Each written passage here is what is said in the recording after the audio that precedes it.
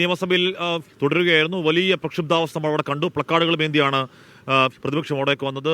PVക്ക് എന്തിന് PR എന്നുള്ളതായിരുന്നു ബാനറിന്റെ ദൃശ്യങ്ങളോ പ്രതിപക്ഷ പ്രതിഷേധങ്ങളോ ഒന്നും പുറത്തധികം കണ്ടില്ല. സഭാ TV ഇപ്പോൾ ആ പ്രതിപക്ഷ പ്രതിഷേധങ്ങൾ അങ്ങനെ പുറത്തിപ്പോൾ അങ്ങനെ അങ്ങ് കാണിക്കാറില്ല. കഴിഞ്ഞ കുറേ സഭാ സമ്മേളനങ്ങളുടെ കാഴ്ച അതുതന്നെയാണ്. എന്തായാലും സഭയിൽ ഈ പറയുന്ന രീതിയിൽ വലിയ പ്രതിഷേധമുണ്ടായി. RSS കൂടിക്കാഴ്ച, മലപ്പുറത്തെ മോശമായ ചിത്രീകരണമൊക്കെ പ്രതിപക്ഷം സഭയിൽ ഉന്നയിക്കുന്നുണ്ടായിരുന്നു. അതിനിടയിൽ ആരാണ് പ്രതിപക്ഷ നേതാവ് എന്ന് ചോദിക്കുന്നു സ്പീക്കർ. അതിൽ പ്രതിപക്ഷ നേതാവ് യോജിപ്പറിയിക്കുന്നു. അതിൽ MP രാജേഷും മുഖ്യമന്ത്രി പിണറായി വിജയനൊക്കെ അവജ്ഞയോട് തള്ളുന്ന രീതിയിലുള്ള പ്രതികരണം ഉണ്ടായി. അങ്ങനെ ഏത് രീതിയിലാണോ ഇത്രയധികം രാഷ്ട്രീയ വിഷയങ്ങൾ ഉള്ളപ്പോൾ സഭ കലുഷിതമാകുമെന്ന് കരുതിയത്, അതിൻ്റെ ടെസ്റ്റ് ഡോസ് ആദ്യ ദിവസം തന്നെ അത്രത്തോളം കലുഷിതമാകുന്നു. ഷഫീദ് റാവുത്തർ ചേരുന്നു. ഷഫീദ്, സഭയിൽ ഇനിയുള്ള ദിവസങ്ങൾ ഉണ്ടാകാനിടയുള്ള പ്രക്ഷുബ്ധാവസ്ഥയുടെ ഒരു സാമ്പിൾ ഡോസായി രാവിലത്തെ ചോദ്യോത്തരവേള. ഷഫീദ്, ഇപ്പോൾ ഈ സഭാ സമ്മേളനത്തിലേക്ക് ഒരുപിടി രാഷ്ട്രീയ മൂർച്ചയുള്ള ഐക്യങ്ങളുമായിട്ടാണ്.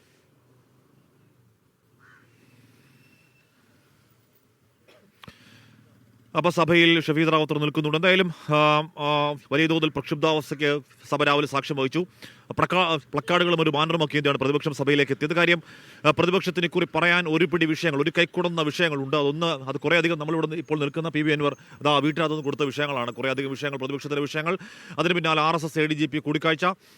ആ കൂടിക്കാഴ്ചയിൽ ഏറ്റവും ഒടുവിൽ ഇന്നലെ രാത്രി മാത്രം ADGPക്കെതിരെയുണ്ടായ നടപടി. മുഖ്യമന്ത്രി അതിൽ പോലും ADGPയെ സംരക്ഷിക്കുന്നുവെന്ന ആരോപണം. എന്തിനാണ് ADGP പോയി RSS ദത്താത്രേയ ഹോസാബിലെയും റാംമാധവനെ കണ്ടതെന്ന ചോദ്യം.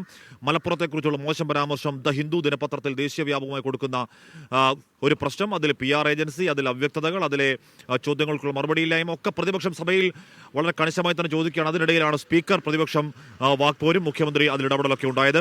ഷഫീദ് റാവുത്തർ ചേരുന്നു. ഷഫീദ്, ഞാൻ ചോദിച്ചത് വരും ദിവസങ്ങൾ അടിയന്തര പ്രമേയമായും അല്ലാതെയും ഒക്കെ സഭയിൽ ഏതൊക്കെ തരത്തിൽ പ്രതിപക്ഷം പെർഫോം ചെയ്യാൻ പോകുന്നു, ഏതൊക്കെ വിഷയങ്ങൾ കൊണ്ടുവരാൻ പോകുന്നു എന്നതിൻ്റെ സാമ്പിൾ ഡോസായോ ഇന്ന് രാവിലെ കണ്ടത് ചോദ്യോത്തരവേള? ഷഫീദ്,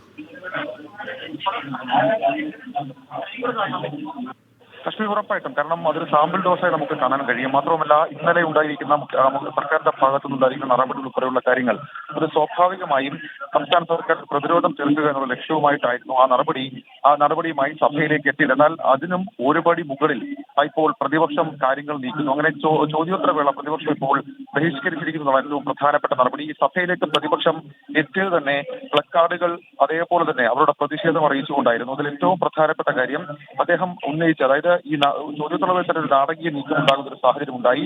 ഭരണ പ്രതിപക്ഷങ്ങൾ തമ്മിൽ വാക്കേറ്റം ഉണ്ടാകുന്ന സാഹചര്യമുണ്ടായി. സ്പീക്കർ ഒരു ഘട്ടത്തിൽ ക്ഷുഭിതനാകുന്ന രീതി നമ്മൾ കണ്ടു. മാത്രവുമല്ല, സർക്കാരിനൊന്നും മറച്ചു വെക്കാനില്ല എന്നടക്കമുള്ള കാര്യങ്ങൾ ചോദ്യോത്തരവേളയിൽ മുഖ്യമന്ത്രി പറഞ്ഞപ്പോൾ വീണ്ടും പ്രതിപക്ഷം പ്രകോപിതരാകുന്ന ഒരവസ്ഥയിൽ അതും നിയമസഭയിൽ നമ്മൾ കണ്ടു. അങ്ങനെ പലതരത്തിൽ ആ സാഹചര്യം സഭയിൽ നിന്ന് ഷഫീദ് റാവുത്തർ വിവരങ്ങൾ നൽകിയായിരുന്നു. ഉറപ്പാണ് എന്ന് പറഞ്ഞാൽ അത്രയധികം വിഷയങ്ങൾ കൂടി ഉണ്ട്. അത് PV അൻവർ ഉന്നയിക്കുന്ന വിഷയങ്ങൾ മാത്രമല്ല, കുറേയധികം വിഷയങ്ങളുണ്ട്. അപ്പോൾ പ്രതിപക്ഷം ഈ സഭാ സമ്മേളനം എന്തായാലും ഒരു കലാപമല്ല, കലുഷിതമായ ആശയ വാക്പോര് കൊണ്ട് സംഘർഷഭരിതമായ ഒരു സഭാ സമ്മേളനമായിരിക്കും.